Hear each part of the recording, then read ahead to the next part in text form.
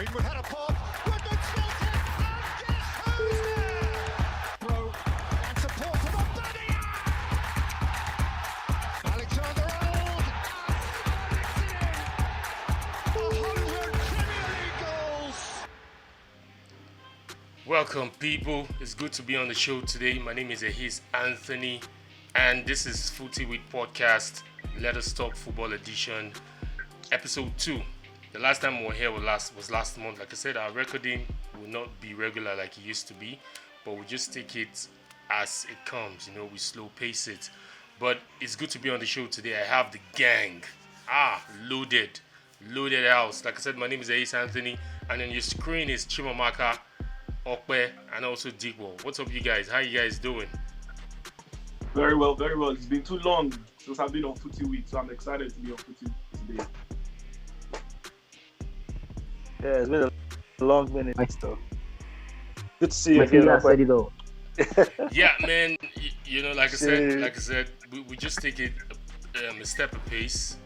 So many things happening at the same time, but we just handle it. It's because of the passion. That's why we're here, and we'd enjoy people to help us out, subscribe on our YouTube channel, and help the channel grow.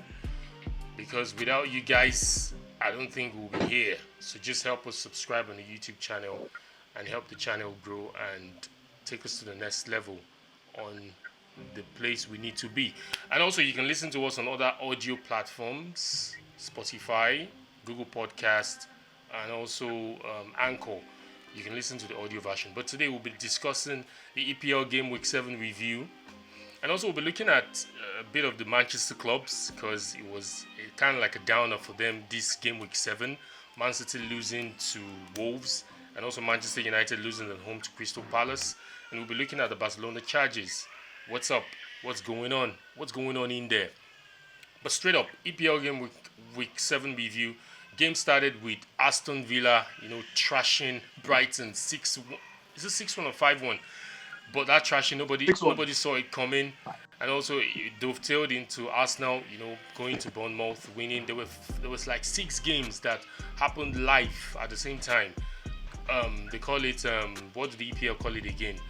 I've forgotten the tag they give to it. 6 games happened live. Manchester United playing Crystal Palace, Man City away to Wolves, Arsenal away to Bournemouth, West Ham at home against Sheffield United, and the other 2 games. But we saw Arsenal winning 4-0 impressively, and we also saw West Ham as well winning Sheffield United 2-0, and we saw Newcastle beating Burnley. But quick one, let me start with Deepo. What's your take? I know Manchester United lost, but what's your take on the Game Week 7 review? Well, the last time we were here, I was saying it. You guys said the season is just starting. Blah blah blah. I was disappointed at Manchester United losing. I saw it coming, and I remember saying, I don't know if you remember. I remember saying, I'd rather take 3 points yesterday than win the Carabao Cup fixture. I don't know. It's getting to a point where Marcus Rashford and Bruno Fernandes are going to take the fall for Manchester United this season. Changing the winning, they say you don't change the winning side, but experience will also count for a lot. But let's do Manchester United. They are where they are. The shock of the weekend for me, or the shock so far, because Chelsea's yet to play, has to be Manchester City losing at the Molineux to Wolves. A bit of a shock, not a shock really per se. I think it used to be difficult for them beating Wolves, but at the end of the day, it was their first loss of the season. 3 points loss, but I think they still maintain top of the table. That's the top of the table, and it will always dovetail into who the next game is, which is, I think it's Arsenal they'll be playing. I don't know. We're going to talk about Rodri being the man or not, but let's leave it to get to that point. But it looks like City need Rodri as much as Rodri needs to be back in that squad as soon as possible. Though he'll be missing the Arsenal game, but at the end of the day, City coming down 2-1 against Wolves. I wasn't shocked about the Villa win, because at heart I'm a Villa fan too. But I think De Zerbi, I would say he lost that game because he wasn't a good manager. I think it's one of those games that you have to lose. It's 38 games now. You don't expect him to win everything.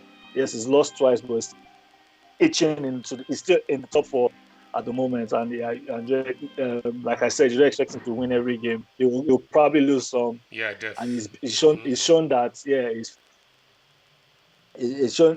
So he has depth in squad, basically. And when I say depth, I'm not comparing to the types of the Manchester Cities, because for a team like Brighton to rotate players, have 8 players not play a certain game, then you know that he has the talent to back whatever he does up. For me, Arsenal beating Bournemouth was not.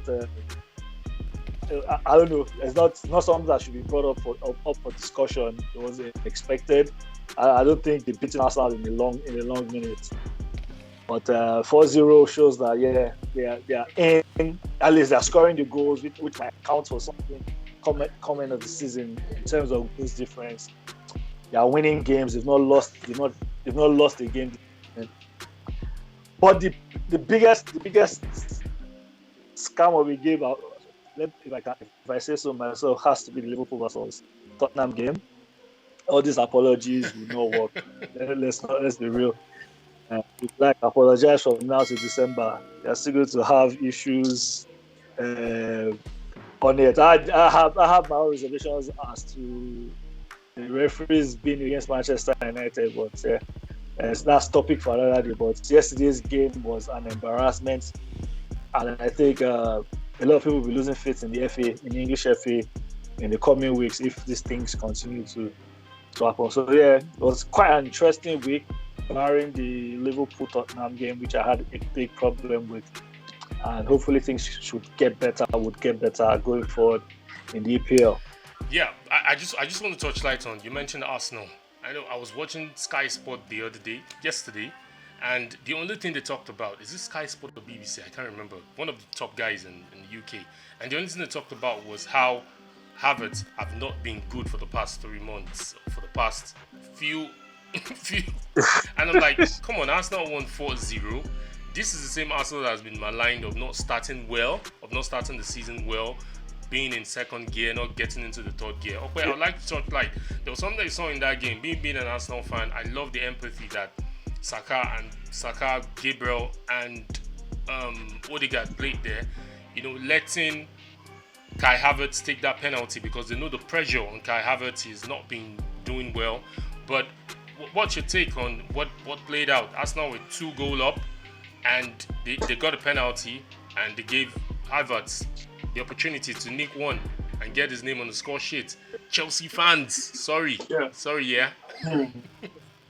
Yeah, but you know what it is? I think I've come to understand that people have had an expectation of Havertz, which is to score goals and assist, but they've decided to ignore the other aspects of the game. And I think about it, you know, we've got, okay, he's not a defender, right? He's not a fullback, he's not a centre back.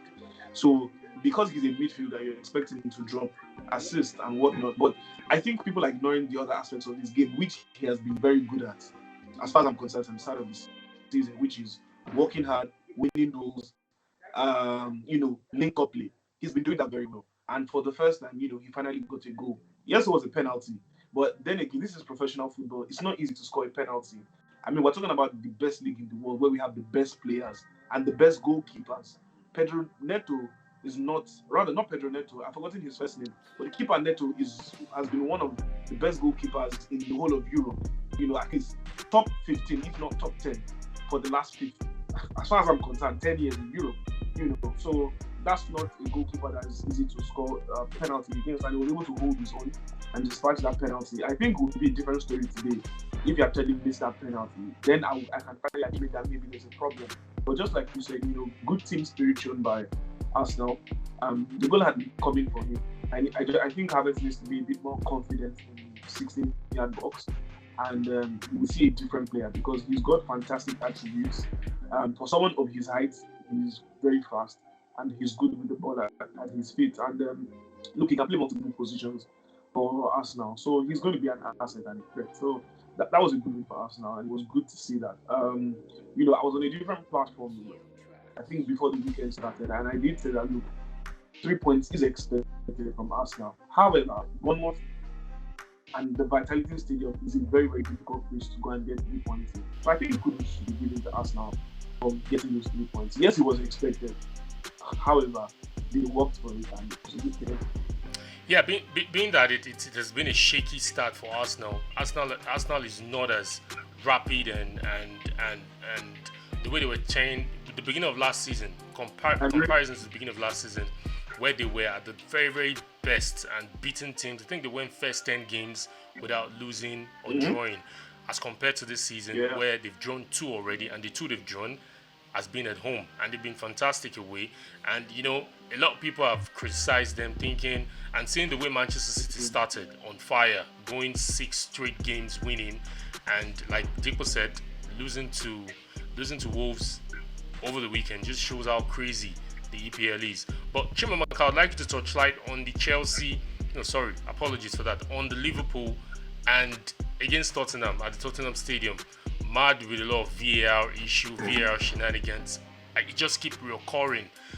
The first goal that Liverpool scored, despite going a man down, was chopped off, and they went ahead to get red carded. 2 players getting red carded. I felt those red cards were fair enough. Subjectively, if you look at it, they were red cards.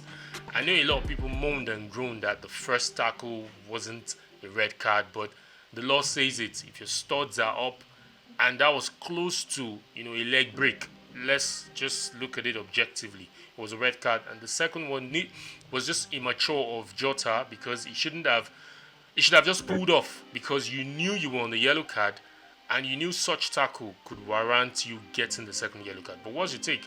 VAR shenanigans, Spurs being the next big thing, thinking they can win the league. What's your take? Well, it's actually, to be fair, it was actually a good game, irrespective of the red cards. Well, I will tell you categorically that the red cards are actually deserved, because the same occurrence happened in the last game that Chelsea had. Malo Gusto also got a red card for a similar tackle as well. Yeah. So, in all fairness, actually, the red cards were deserved. But where I have a problem is the disallowed goal, wherein the guys at the VAR actually had the whole time to themselves to view it and call the attention of the referee to go back and check that on his own, even if they cannot check it from their end. So I see it as negligence from guys in the VAR. I can remember something like this happened against Tottenham last season, wherein Chelsea was leading Spurs 2-1, and there was a head pull in the 18-yard box. Cucurella, I guess. And from that corner kick, exactly. From that corner kick, Harry Kane equalized. And at the end of the game, they said they called the VAR, and the VAR refused to actually look at that tackle or look at that offense, and they turned the blind eye to it. So now, the question I'll ask is, then what is the use of the VAR? If mistakes like this, glaring mistakes like this, cannot be called to order, what's the use of the VAR? I wouldn't say, I'm a Chelsea fan. We played a game against Liverpool some years back, wherein Lukaku was flagged for an offside. At which it wasn't an offside. But if I'm going to leave that aside, I will tell you that for the love of football, for the love of the game, if we are going to stick with VAR, let's make good use of it. If not, let's go back to our forced errors by referees. Let us know that this is what we are dealing with. I don't see a reason why such a game will end. It's a big game. Let's be frank with ourselves. It's a big game, and we saw 2 red cards in that game. So it disallowed the goal. We shouldn't be speaking or having this. I think I lost Chimamaka there. The head off. It is not supposed to be head off. Sincerely. No, you're back. We can hear you. It's a big game. Yeah, it's a high flying game that VAR should be the least of the problems in the game. The first goal was disallowed. You said it's an offside. Did you consult the VAR? Those guys at the back end, that's the VAR guys. Are they playing Ludo or throwing dice for them not to go and view this thing? No, truthfully, because what you ask as a football fan, you ask is what exactly is their job? But reports came out that the person that was in charge of VAR in the room actually went to ease himself when that incident happened. So, yeah. But so truthfully, there are three people. No, there are three people in that room. There are three people in that room. I was wondering as well. What's the job of the remaining two people? Could step up and actually make that decision. Also, why didn't the main referee himself decide to go ahead to consult VAR? He didn't. So it's looking quite skeptical to me. And I'm wondering why these big major issues of VAR, why is it only the English Premier League? It's mind-boggling. I would totally agree with you regarding this, because if things like this keep happening in the, in quotes, biggest league in Europe, if these kind of things keep on happening, game in or week in, week out, I'm sorry, what is the credibility of the league? Or what's the credibility of the refereeing in the league? There are some things that we believe can be avoided. That is why the VAR was put in place. I believe the job of the VAR is to see this kind of things and call them to order. At least we've had VAR calls wherein the ref had to stop a game for 10 minutes. It has happened. So why would such kind of thing happen now? And you say you won't consult the VAR, or the guys want to go and ease themselves. The remaining, these are errors that we cannot even accept. But the bad thing about the English FA is the fact that I think they've typed out over 3,000 apology letters, that is PGMO, ready to tender it. All they do is edit the name of the football club that was caught there, and put the new football club and tender it and drop it out, and everybody will read it and accept it. It's truthfully, it's BS. So we cannot be taking this week in, week out. Before the end of next week, there'll be another apology. See, I said so, because it is, for God's sake, what's the job here if such kind of things happen? Well, that on Liverpool, and I'm sorry Liverpool had to hit take the L. The L. Yep. This weekend. I'm sorry. I don't wish them to take the L, but I'm sorry they took the L. Now, talking about Postecoglou and his team. I don't know, the last time we had a podcast, I was talking about this particular man. Yep. This guy has an understanding of what he wants to deliver to the football club. Now, I don't think Spurs have gone this good at the start of the season. In the past 10-15 years, I don't think they have gone this good. They had same starts when Conte was the manager. Well, and eventually, what happened? There was a I think it was when they made Arsenal for them. All of them. Yeah, when they made Arsenal, they took the L. The problem started. Yeah. But now, what I'm saying here is the manager who revitalizes his players and tells them, he puts in their head the fact that they can be winners. So if you look at Spurs in the past few games, in the last, I think, 2-3 games, they've been grinding out results. Against Arsenal, we saw Arsenal coming up as the favourites. What did these guys do? They came and they caused an offset. So this is a team that have an understanding of grinding out results. I hope that the Spurs, how do I call it? The Spurs voodoo does not affect them eventually, because they can start on a very good note, and eventually the Spurs voodoo can just come and hit them hard, and it becomes something. But I'm enjoying what I'm seeing with the team. They have the integrated younger players with experienced players, all from their goalkeepers. Vicario is a very solid goalkeeper, I must say. Great. I must point that out. That guy is very solid. He made some saves yesterday, and also against Arsenal. He made some good saves. Against Arsenal as well. So the guy is good. So I think they are balanced on, not totally balanced. I think they need some addition in the defense and one in the midfield. Going forward, they will do very well.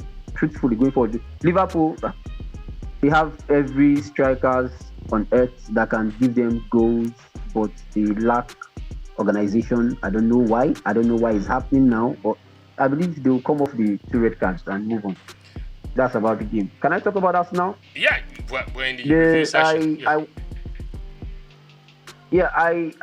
would actually give kudos to Odegaard, because watching the game, I saw he went to Gabriel Jesus to tell him to give Havertz the opportunity to take that penalty. It's a very wonderful gesture. What that does to a player like Havertz is to build up his confidence. He helps players. I can remember one of the most respected players in Chelsea in the last decade, Eden Hazard. His first goal was a penalty too as well. So we know what Hazard is, or what Hazard did in the Premier League. So I hope that Havertz will not just hit the ground running in a positive way as a Nigerian. Will not just hit the ground running, and he would run and run fine. But you know what I'm saying? Why are you Chelsea? So I just want to address this. I know you're a Chelsea fan, but why are you Chelsea fans so salty concerning Havertz joining Arsenal? Because if you Okko can attest to it, there's a platform where we drag ourselves like crazy on this same issue. And there's a particular Chelsea fan, I don't want to mention his name, so let me don't give him credit. But this particular Chelsea fan, he doesn't see anything good about Havertz. And you know, if you go on socials, Twitter and the likes, you see Chelsea fans, you know, carrying this agenda, forming this agenda of Havertz. I don't know, what has this guy collected from you guys? See, players leave clubs, players come and go, but the clubs remain the same. Havertz has left Chelsea. Just let the guy be. Do you know what boggles me the most? I would answer that these guys scored the winning goal for them to win their second Champions League. It should be a legend. It should be in the legendary books of Chelsea. No, he has not gotten there yet. No, he didn't get there actually. If he had done more, he would have gotten there. But truthfully, no beefs, no nothing. I don't see any problem. I never had a problem with Havertz. The only problem I had with him was the way he loses goals. So if every other Chelsea fan out there is coming for his neck and wishing him bad, I'm not in that category, truthfully. Yeah, for Chelsea fans, I don't know why there is a certain beef for Havertz. And it's not just Havertz actually. It also resonates to Mason Mount in Manchester United. Mm-hmm. I've seen these things out there. So it's like, I don't know, I wouldn't call it I wouldn't say it is an agenda by some Chelsea fans to destabilize these players. No, I don't want to say that. They have their reasons for doing that. But personally, since Havertz left, I will be very frank with you, I was happy he left. I'm one of those who are very happy that he left. And he still recouped us good amount of money. I'm one of those who are very happy he left. Truthfully, even if we are sitting 14th on the table or 15th on the table, I'm happy he left. I'll be very frank with you. I'm happy he left, and I wish him all the best in Arsenal. I only pray that what Chelsea did not discover in Havertz, Arsenal will discover it in him. Because, bro, that guy spent 3 years or 4 years with Chelsea, and up to today, I'm still looking for what Havertz did with Chelsea. Aside from the Champions League. Truthfully, that's just it. Yeah, somebody would have. If he didn't do it, somebody else would have done it. I just want to say something let's about Havertz's time at Chelsea. And I would say to you that all the coaches that Havertz played under at Chelsea never, as far as I'm concerned, never played in his proper position. I think for the first time at Arsenal, he's playing in the position where he was groomed for. Havertz was being groomed by Bayer Leverkusen to be the next Mesut Ozil. It was the same thing that was going on in the setup of the Mannschaft, the German national team. That's what was going on. Because compared to Ozil, he's got more height and more physicality. So he's more of a threat in the box. If you take a look at him and his playing style at Bayer Leverkusen, what I'm saying to you will make a whole lot more sense. When he was at Chelsea, coming in with Lampard, with all due respect to Frank Lampard, he's not the best of coaches when it comes to tactics. Lampard just wanted to play fast-paced football, counter-attacking football, more or less. I just wanted his team to be dangerous in the attack. But then he never positioned Havertz in the right position as far as I'm concerned, because with under Chelsea, Lampard more or less playing 4-2-3 instead of a 4-3-3, right? Coming in, when Tuchel came in, Tuchel had to do what I call, what's this thing now? You know when you're coming in last minute to save the club from going down. I don't know, there's a professional term for it, right? When you're just saving a team. And that's what he came in with a back five. And when you come in with a back five, going forward, you only have 3 attackers. So, Havertz, first of all, he put him on the right wing. He wasn't pleased because he was probably losing that passing edge that Ziyech had. Eventually started playing him through the middle. Then he brought Lukaku, who he played for a while, and Havertz was struggling to find a place in the team, and he was being put everywhere and anywhere. For the period in Chelsea, he did not have a significant position. So, for that player, who is a young player, that still a young player, for that age, it gives them unbalance. When they are coming into a big team like that, they're not settled. And you cannot say to him that week in, week out, this is the position you're going to play. It unsettles the player. But most importantly, I want to disagree a little with you, okay? I want to disagree with you a little.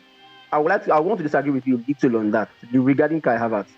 He was coached by Lampard. He was coached by Thomas Tuchel. He was coached by a certain Avram Grant before whoever came in. And sorry, I said Graham Potter. Sorry, apologies, Graham Potter. And in all these coaches, I wouldn't tell you that he was literally played out of position. Now, out of position means that it's either the position you play is being filled by some other people, and you have an advantage over some other players because you can play in multiple roles. So if he's played out of position, the question I would say is, who was the best bet to play where he played? There was nobody. And I feel the manager saw him as a better option. That is the advantage of a player who can play multiple positions. So if at Arsenal now, you feel he's playing in the right position, let's pray and hope that Nketiah is not injured, Gabriel Jesus is not injured, and the other person is not injured. Truthfully, Havertz is we've seen him play the in 9 right position. We've seen him play in 9 position with Arsenal. So you get so Community Shield, Havertz played as a top 9. So it's not even that. So Arteta also. It's what I'm telling you. No, it's what I'm telling you. You talked about a certain Lukaku. Lukaku came in and displaced Kai Havertz. Now, where Kai Havertz had a problem in that situation was the fact that we had better players who were playing his natural position. That was why Lukaku replaced him. I don't know if you get me. So, look, the same Kai Havertz could not fight for his natural position in Chelsea at that moment. That was why he was trying to get game time. But the moment Lukaku played his natural position at Chelsea, he was never given a chance. Well, he only played right wing. I don't think. Well, if he played right wing and he was in the Chelsea setup, and he had a player like Hakim Ziyech, who is an outside winger. Now you have a certain who again played that. Okay, and again, I believe what suits Havertz might be formational change. A certain formation will please him and suit him so well.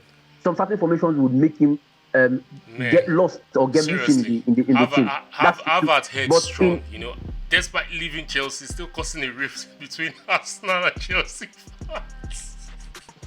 No, it's not a rift. We believe that when Arteta decided to buy Havertz, he would have seen what he saw, or he would have seen what other managers did not see in Havertz. As an Arsenal fan, I wasn't sold out on that signing. I'm not going to lie to you. I wasn't sold out. I and Okpe had our back and forth on it as well.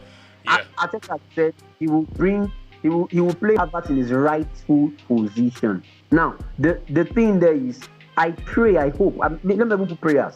I believe that if Havertz gets his rightful position and he can replace whoever is playing that position before he got there, then it's good for him. But if he cannot replace nobody, my guy will keep coming from the bench. And if you keep having a very fit striker, Havertz will not get game time. That's the truth. He will not get game. That's the truth. Who is now? It's because he has a place presently. He can come in as a sub and do one or two things in the. But truthfully, your starting 11 will Kai Havertz with the crop of players you had and with the kind of success you guys had last season. Will he be starting? Will he be starting? Definitely. No, I don't think he will. I understand. Yeah, sorry, look what you said. Has he just started most of Arsenal's games? I think it's just one or two he didn't start. Well, I think he has not started 3 league games, if I'm not mistaken. 3 league games. He didn't start the previous one against Tottenham. He didn't start. He came in. He didn't start against Everton, did he? I can't really remember. I know he didn't start against Tottenham. Why do I feel like it was just the Carabao Cup he didn't start? Well, that he started. Yeah, no, Ah, you see, sorry. I think started Liverpool. you know, so here's the Oh, okay. here's the Okay. thing. Here's the thing. Some Yeah, Arsenal so fans. he started most Arsenal games. He started most. Just Yeah. like you said, it was just the one against Spurs I that he came from the bench. Hey, hold on. Because Fabio Vieira started ahead of him, because Vieira was obviously in better form. So yeah, and in my own opinion, I think we should even be the opposite, looking at the way the game went. But nevertheless, you said compared to the Arsenal team of last season, one major player from Arsenal who left is Granit Xhaka, and it seems like, you know, Havertz came in and replaced that Havertz position, playing as the LC. So, you know, that's what it looks like. You know, speaking